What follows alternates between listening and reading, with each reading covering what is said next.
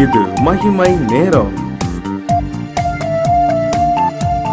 மகிமை டிவி நேயர்களை அன்புடன் வாழ்த்துகிறேன். மகிமை நேர நிகழ்ச்சிக்கு உங்களை அன்புடன் வரவேற்கிறேன். நாம் தொடர்ந்து இந்த நாளிலும் சிந்திக்கும்படியாக கொடுத்த தலைப்பு தேவன் தரும் 7 விதமான மகிழ்ச்சி. மகிழ்ச்சி இப்போது இருக்கிற சூழ்நிலையிலே நாம் எதிர்பார்க்கிற ஒன்று. ஹாப்பி, சந்தோஷம், லைஃப்ல ஒரு சந்தோஷம், அதற்காக நாம் ஓடிக்கொண்டிருக்கிறோம். வசனம் இவ்வாறு சொல்கிறது. ஆபகுக் 3ஆம் அதிகாரம் 17-18 சொல்கிறது, அத்திமரம் துளிர் விடாமற் போனாலும், திராட்சை செடிகளில் பழம் உண்டாகாமற் போனாலும், ஒலிவ மரத்தின் பலன் அற்று போனாலும், வயல்கள் தானியத்தை விளையாமற் போனாலும், கிடையில் ஆட்டு மந்தைகள் முதலற்று போனாலும், தொழுவத்தில் மாடு இல்லாமற் போனாலும், நான் கர்த்தருக்குள் மகிழ்ச்சியா இருப்பேன், என் இரட்சிப்பின் தேவனுக்குள் களி கூறுவேன். இந்த வசனம் நம்மில் அநேகருக்கு தெரியும். இங்கே குறிப்பிடப்பட்டிருக்கிற நான் கர்த்தருக்குள் மகிழ்ச்சியா இருப்பேன். இன்றைக்கு தேவன் தரும் மகிழ்ச்சி, ஆண்டவர் நமக்கு சந்தோஷத்தை, மகிழ்ச்சியை தர நினைக்கிறார்.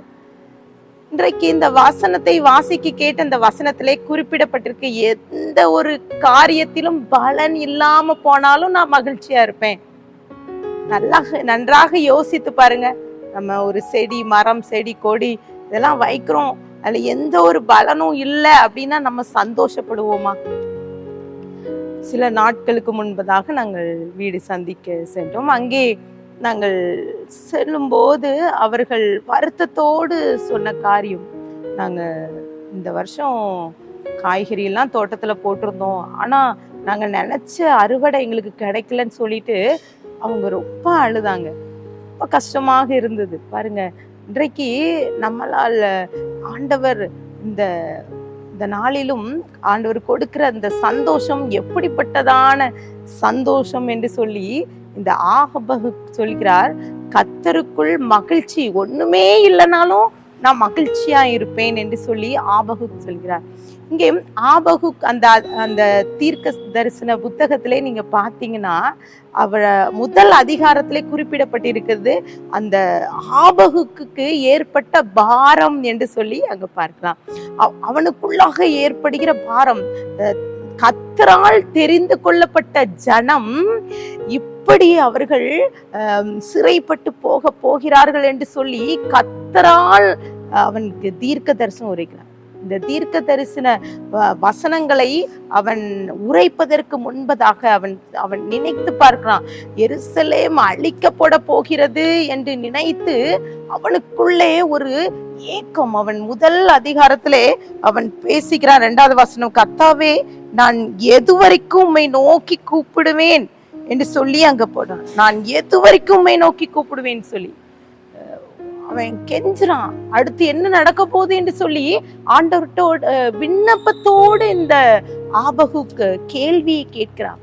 ஆனால் கர்த்தர் சொல்கிறார், ஒரு ஜாதி எழும்பும் என்று சொல்லி எகிப்து இஸ்ரவேலர்கள் அடிமையாக இருக்கும்போது அவர்கள் என்னென்ன கிரியைகளை கர்த்தர் செய்தார், அவரை எப்படி விடுவித்தார் என்பதை கூட அந்த ஆபகுக்கு நினைத்து அங்கே கேட்கிறார். அங்க போடப்பட்டிருக்குது 1ஆம் அதிகாரம் 6ஆம் வசனம் சொல்க, இதோ நான் கல்தேயர் என்னும் கொடியதும் வேதனையும் உள்ள ஜாதியரை எழுப்புவேன் என்று சொல்லி அங்கே கல்தேயர் என்னும் ஒரு ஜாதியை எழுப்புவேன். நேபுகாத் நேச்சர் அவன் எருசலேமை அடிமைப்படுத்த வருவதற்கு முன்பதாகவே இந்த ஆபகுக் அந்த தீர்க்க தரிசனத்தை உரைக்கிறான். அவர்கள் குதிரை எப்படிப்பட்டது என்று சொல்லி அங்க குறிப்பிடப்பட்டிருக்கு. அவர்கள் குதிரை சிவிங்கிய போல மிகவும் துரிதமாக ஓடும் என்னும் அவர்கள் அந்த ஓநாய் தீவிரித்து வருவது போல அந்த குதிரைகள் ஓடி வரும் என்று சொல்லி அங்கு குறிப்பிடப்பட்டிருக்கு. இன்னும் பாத்தீங்கன்னா இறைக்காக தீவிரிக்கும் கழுகை போல அவர்கள் வருவார்கள் என்று சொல்லி போடப்பட்டிருக்கு. அவன் கலங்குறான், அவனுக்கு ஒரு கலக்கம், அவனுக்குள்ளாக ஒரு ஏமாற்றம், இப்படி ஆண்டவர் இப்படி செய்வாரா என்று கேள்வியோடு இருக்கிறான். ஆனா கடைசியாக நம் தேவன் எப்படிப்பட்டவர், அவர் எப்படிப்பட்ட செயல்களை செய்வார் என்பதை இந்த ஆபகுக் அறிந்து அவன் நாவினால் அறிக்கையிடுகிறான். நான் கர்த்தருக்குள் மகிழ்ச்சியா இருப்பேன் என்று சொல்லி. ஒரு சில நாட்களுக்கு முன்பதாக நாங்கள் ஒரு ஃபங்க்ஷன் வீட்டுக்கு சென்ற போது சிலர் பேசி கொண்டிருந்ததை கவனித்து கேட்டுக்கொண்டிருந்தோம். அப்போது அவர்கள் சொன்னாங்க, வெளிநாட்டுல வேலை கிடைத்தது, நல்ல சம்பளம் என்று சொல்லி எல்லாரும் சந்தோஷப்படுறாங்க. ஆனா அந்த வருமானம் எனக்கு செலவுக்கே போதாது, அப்போது எப்படி நான் மகிழ்ச்சியா இருப்பேன் என்று சொல்லி அந்த சகோதரன் சொன்னதை நாங்கள் கேட்டோம். பாருங்க, சந்தோஷம் இன்றைக்கு மகிழ்ச்சிக்காக நாம் எங்கெங்கேயோ ஓடிக்கொண்டிருக்கோம். இன்றைக்கு முதலாவது நாளிலே கர்த்தர் தருகின்ற மன மகிழ்ச்சி, அவர் தருகிற மகிழ்ச்சி எங்கிருந்து வருகிறதா?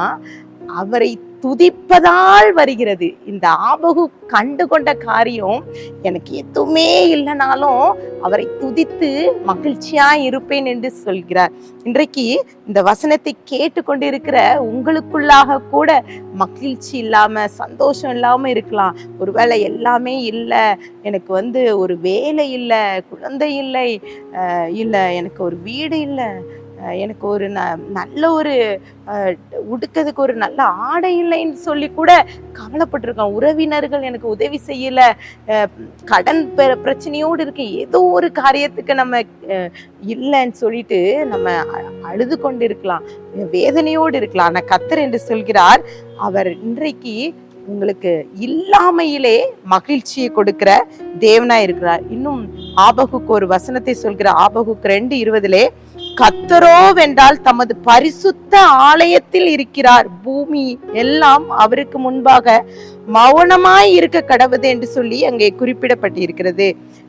கர்த்தர் ஆலயத்தில் இருக்கிறார். அவர் கண்டுகொண்ட காரியம், பூமி எல்லாம் அமைதி, அவர் செய்ய நினைத்த காரியத்தை அவர் செய்வார் என்ற ஒரு நம்பிக்கையிலே நாம் அமைதியாக இருக்கும்போது கர்த்தர் இப்படிப்பட்ட மகிழ்ச்சியை நமக்கு தர இறுதியாக அவன் சொன்ன காரியம் என்னவென்றால், அவன் நீதிமான் தொடர்ந்து வாழ்வான். நீதிமான் அவன் தொடர்ந்து வாழ்வான்.